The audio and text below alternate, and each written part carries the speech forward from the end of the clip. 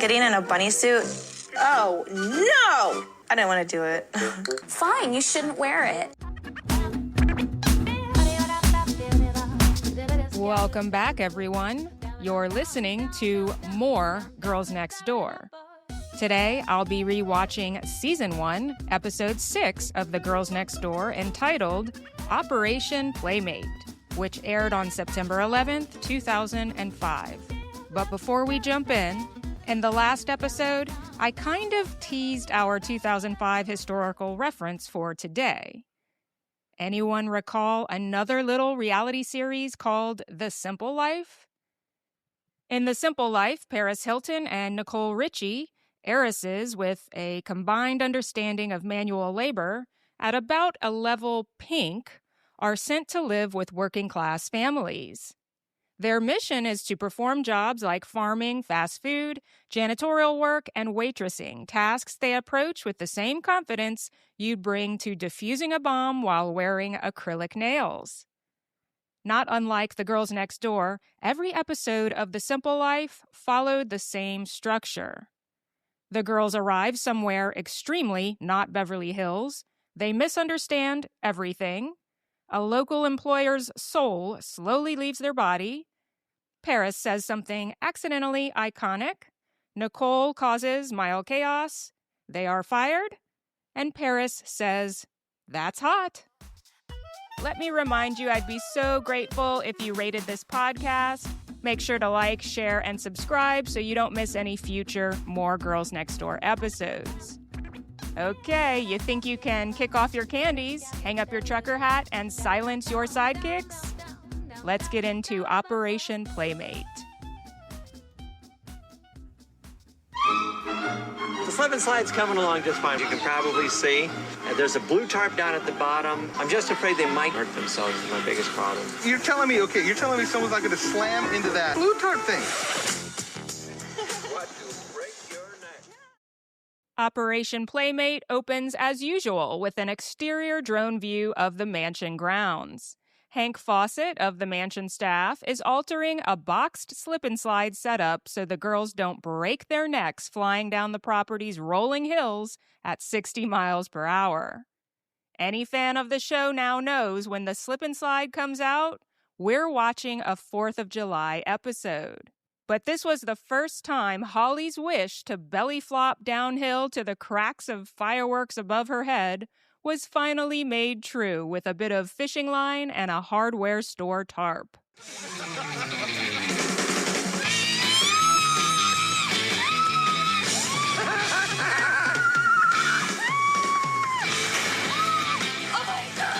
I like the safety at the end.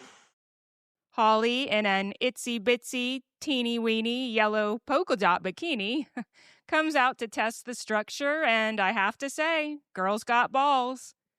In later seasons, the Independence Day episodes will show an upgrade to 2 custom-made inflatable slip-and-slides. Much better, much safer. But this is season 1, and the budget is experimental. So in this scene, Holly nearly misses her landing and launches over the safety tarp. Still, she approves the makeshift design, and we cut to clips of the mansion's 4th of July celebration with a zoomed-in view of Kendra's booty in an American flag thong. Seth Green is there in his Can't Hardly Wait era. Vern Troyer, or Mini-Me, is back. Barely decent playmates are sprinkled in red, white, and blue all over the property. Holly explains that Operation Playmate is Playboy's support system for the troops where they can connect with American soldiers via email and care packages, including homemade cookies. She adds that some of the girls in Playmates take photos in Playboy's military bunny costumes. So our boys also receive official autographed patriotic Playboy memorabilia. Hey, everyone's doing their part. We send these boxes too. I'm super excited because I actually get to take this care package to my brother at Fort Bragg. He's done 3 tours now, 2 in Iraq and 1 in Afghanistan, so I'm very proud of him. Maybe like they're having a hard time in Iraq, like fighting, and maybe that one cookie brings a smile to their face, We learn from Bridget that she will be making a special delivery to her brother who is stationed at Fort Bragg, Fayetteville, North Carolina. Holly heads to Playboy's Studio West, where we meet Pat Lacey, a woman who works for Playboy Promotions and is in charge of fitting bunnies for the iconic bunny costume.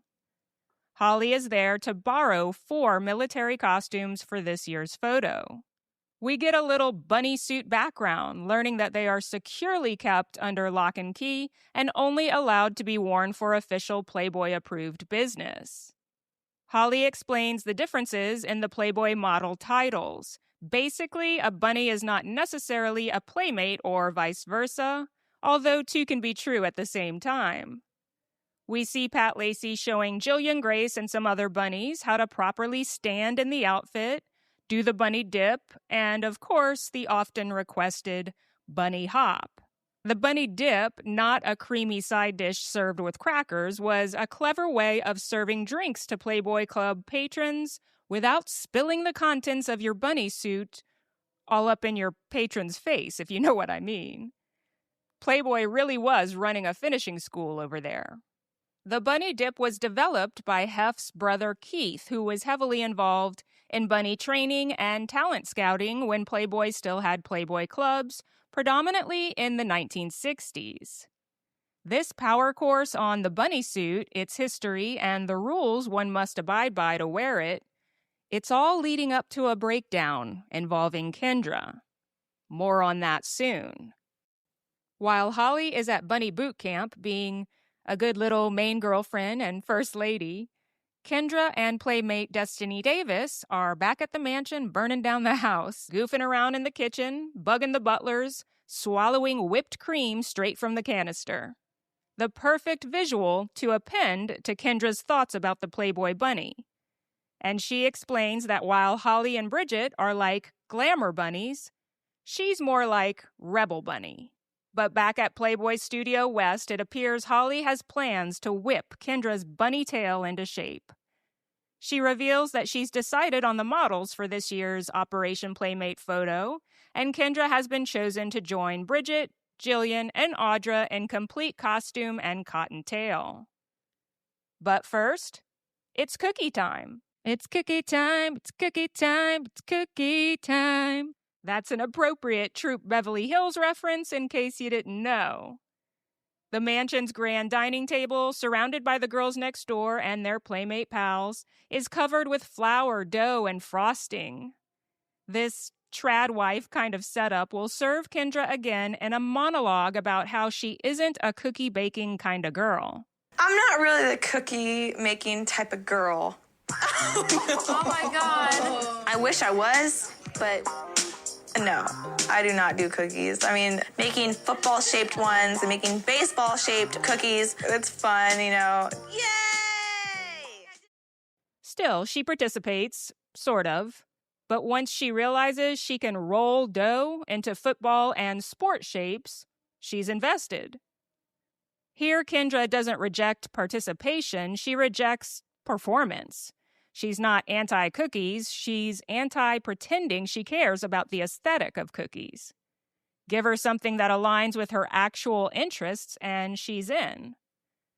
Leave it as a wholesome, carefully curated domestic tableau, and she'll narrate her disengagement in real time.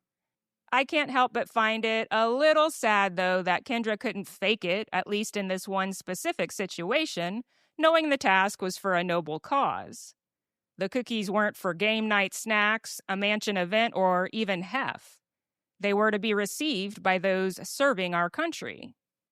But producers needed a pretty linear plot in this episode, so turning her nose up at apron strings and rolling pins perfectly precipitates the follow-up scene. Getting in a bunny suit, I didn't want to do it. It's just, if you're going to be miserable in that thing, then why do it? The Operation Playmate models, plus Holly and minus Kendra, are preparing to take the Operation Playmate photo. As they squeeze their tiny waists into overly constricting bunny bodysuits, they discuss among themselves the great honor it is to do such. Kendra is summoned to join them by way of the mansion's dinosaur landline phone, and she is visibly not happy or honored. Hey, do you want to come in and get your costume on?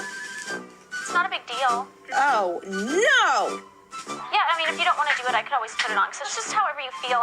Please, for me. Just because it's cute, and Hef wanted us to take pictures in it and whatnot. Oh, that's right. We knew that Hef would really like to see her in one, and that he would want her included in that. Okay. She doesn't want to do it? No, she...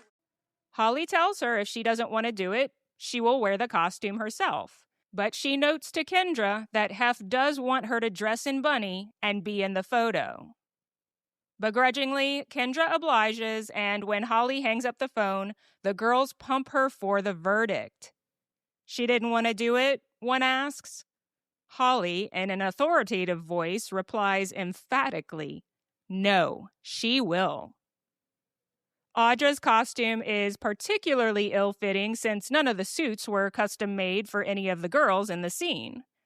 Bunny costumes are individually tailored for each girl's measurements. That's the Playboy standard, and this is an exception. These were borrowed bunny costumes. Kendra enters the room to get her costume and sees two butlers cramming and zipping Audra into a bunny suit as she holds on to Bridget's bedpost for dear life. The look on poor Kendra's face is that of total horror, and I can hear her thinking to herself, I ain't doing it. Kendra retreats with costume in hand, and for a second, we expect her to return for help with her zipper. But when she comes back, she's still holding the suit, and she timidly asks Holly, can I not do it? Holly's annoyance, in my opinion, is not that of a talented actor. She's truly frustrated, but politely releases Kendra from her bunny duties and shimmies herself into the outfit.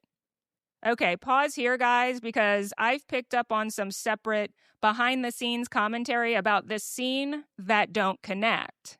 If you don't want to wear it and you aren't really excited about the outfit, fine, you shouldn't wear it. It's really weird and strange to us to see somebody who's not really interested. In Holly and Bridget's podcast, Girls Next Level, Holly claims that what appears to viewers as conflict with Kendra and shade in her reaction to Kendra rejecting the bunny suit was actually 100% fake. Just professionals acting out a scene contrived by producers. Holly's actually quite shady to her podcast audience, playing up how shocking it is that the dumb viewers don't realize it was just a scripted scene. However, in her Girls Next Door reaction series for episode Operation Playmate on her personal YouTube channel, Holly actually labels the Kendra versus other girls dynamic as a weird circle of hate. She maintains that her and Bridget would always try to include Kendra and even felt pressured to do so by Hef. She mentions nothing about the scene being a phony gag perpetrated by production. And if you're wondering which came first, the chicken or the egg, Holly's YouTube reactions came before the Girls Next Level podcast. To put the incident to bed, at least in this recap, Audra, Bridget, Holly, and Jillian end up posing with Hef for the photo. I can't wait. We're so excited to come. Yeah, I know. I'm excited for you guys to come out here. It's the first time. Yeah.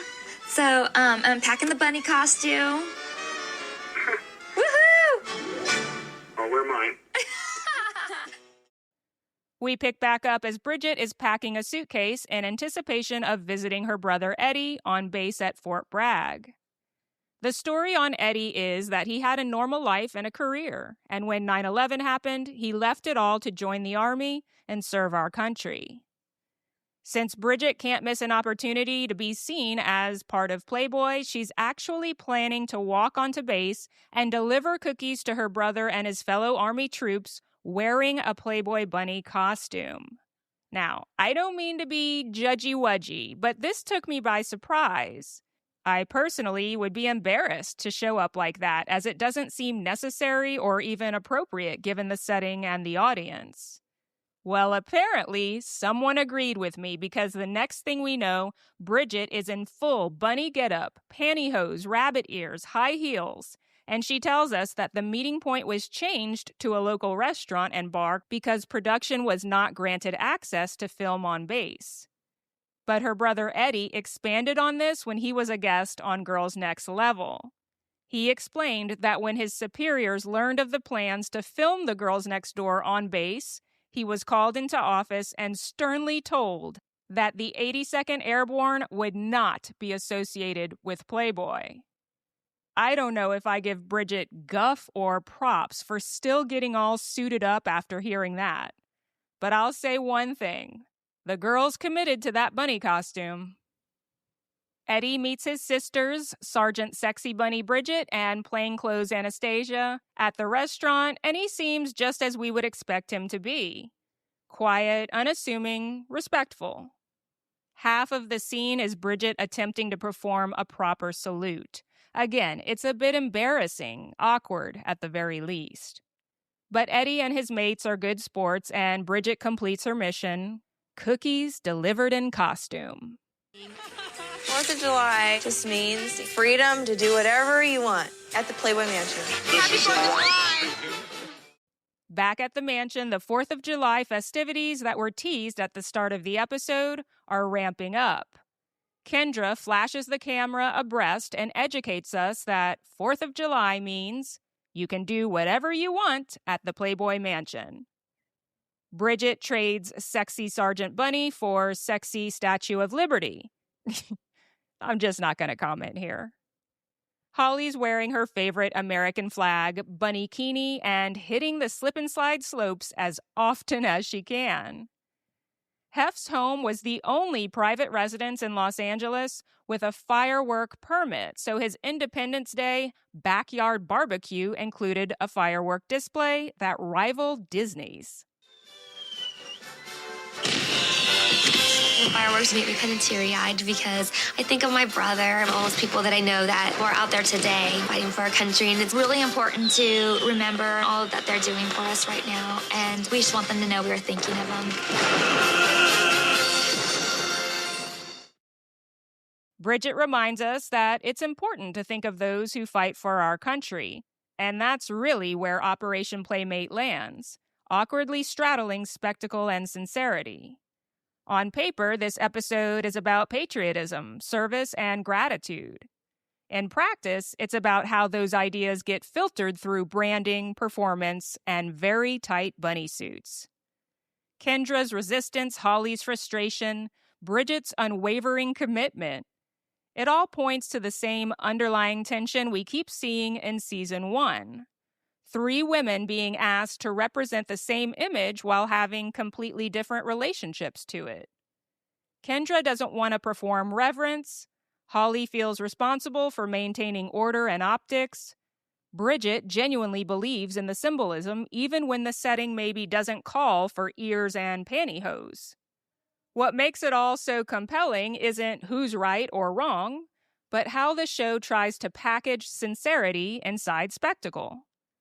Cookies for the troops become a character test. A bunny costume becomes a loyalty quiz. Freedom is celebrated, but only after it's filtered through fireworks, thongs, salutes, and a slip and slide re-engineered to cover a sprawling mansion zoo. And yet the episode does manage, almost accidentally, to tether itself back to its stated theme, freedom. Bridget's reminder to think about those who fight for our country lands differently after watching how messy, performative, and uncomfortable the lead-up was. But maybe that's the point. Freedom isn't tidy. Patriotism isn't aesthetic. And gratitude doesn't always fit neatly into a produced storyline. So we end where the show often does best, in contradiction. A fireworks finale at a mansion that feels like a theme park. A message about service wrapped in spectacle, and 3 women navigating a role they were never asked if they wanted, only how well they could wear it. Thanks so much for hanging out with me today. If you liked this recap, drop a review, a rating, or a comment. I'll actually read them and I'll jump in. I'll engage. I love you guys, and I'll see you next time. On the bricks.